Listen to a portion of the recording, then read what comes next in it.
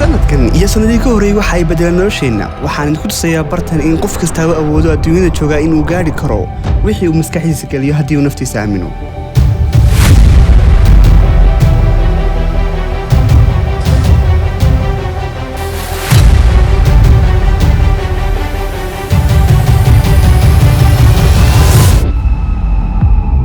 sanadkan waxay daawada celcelis ku dhawaad 12400 qof waxa aan arkay muuqaaladii inay soo jiidanayaan dad badan oo kala duwan sanadihii 2019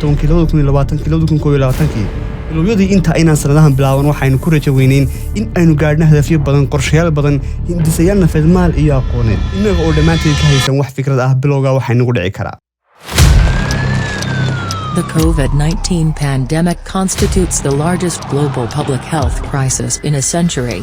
The death of George Floyd recorded by bystanders touched off what may have been the largest protest movements. waxaynu bilowday wax aynaan ka filanayn waxaynu aragnay cadaadisyo badan oo nolosha waxa qaaliyoobay maciishadii iyada oo ay la socoto gubashadii suuqyadii waahayn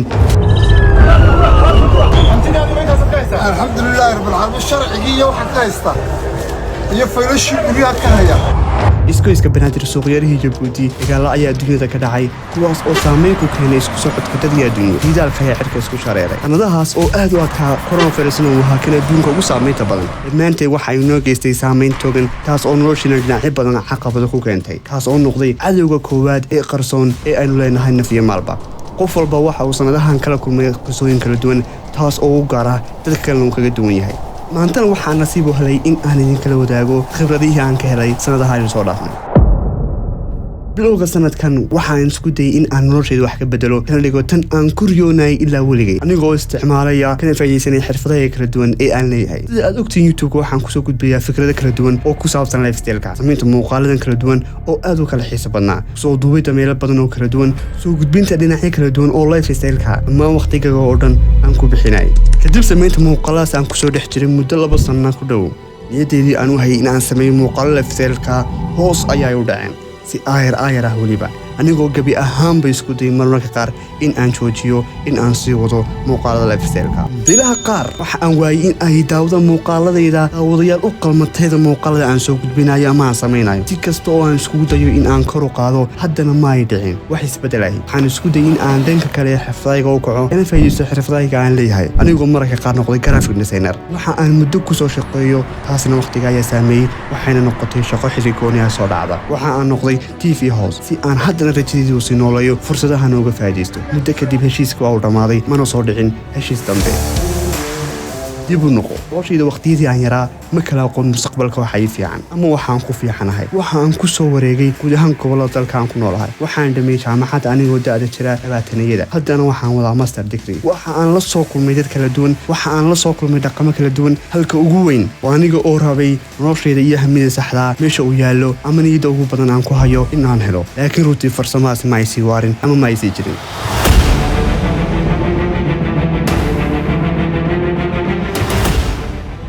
dhammaan dadka igu wareegaysan fikradaha nolosha ka haystaan oo kala duwan oo midba dhinac ka eegayo dhaqaanada deegaanka waaqica bulsho ayaa ka mid ah waxyaabaha sii fogeynayay in aynu helno baashiyonka saxda ah ee nolosheenna ama dhiirigelinta u weyn ee ay nolosheenna hor u sii wada karaa ama aynu ka leenahay waxa aynu ka shaqaynaa shaqooyin aynaan niyadda u hayn ama ayna xiisayn sidoo kale waxaynu la kulmaynaa dad aan wanaagsayn nolosheenna oo hoos u dhigaya markaaynu aragno waxyaabaha waaqica ee ka dhaxaya deegaanka inagu hareeraysan waxaynu isku daynaa in aynu ka baxsano bedelnana hamnololeedka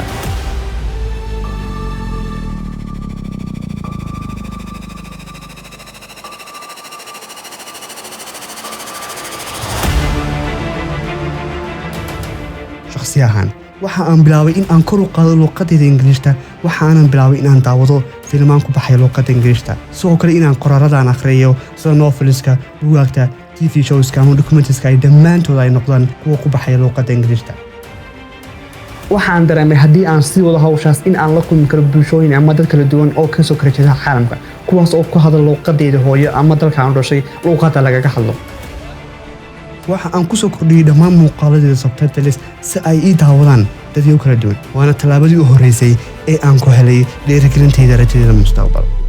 waxaan inta ugu badan ku qaatay qolkayga dhexdiisa waxa aan awoodda saaray sidii aan u samayn lahaa muuqaalo badan una korin lahaa YouTube channelkayga aniga oo niyadda ku haya in halkan YouTube ay tahay meelaha yaryar ee aan ka dhex arkayo rajada mustaqbalka dhinaca kalena uu yahay kan keliya ee raasamaalka ah ee hadhaya inta mustaqbalka bini'aadamku ka hadhayna ku jiraya una madax bannaanahay inaan kor u qaado ama koriyo dad badanna kusoo xidhmaan social mediahay kusoo koro la kulmo dad cusub wajiyo cusub dhaqamo cusub iyo bulshooyin kala duwan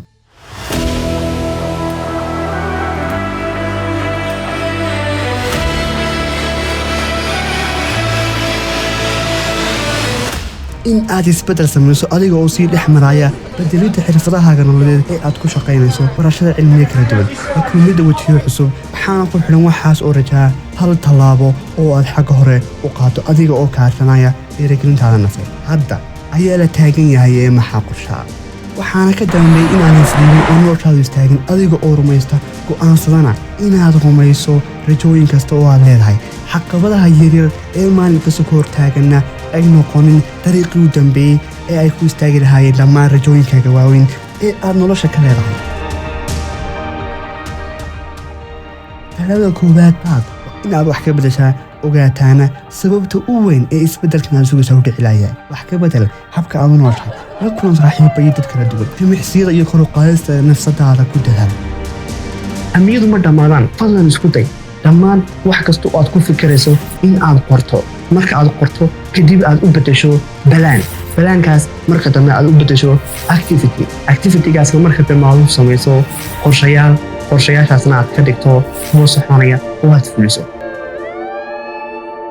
ma noqon doona wax ka bedelkan jawaabta dhiirigelinta ay wada sugayna dhammaanteed sabab keliya ayaana ka tegin oo ay tahay inaan kula wadaago jooji sugitaanka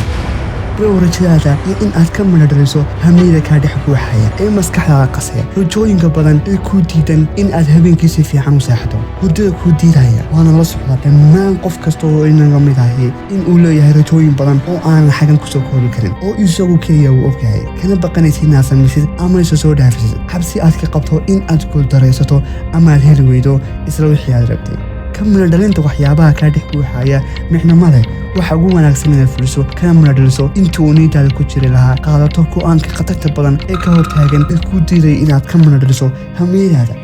Entombed in my mind, can't seem to break away. Lost in time, thinking about better days.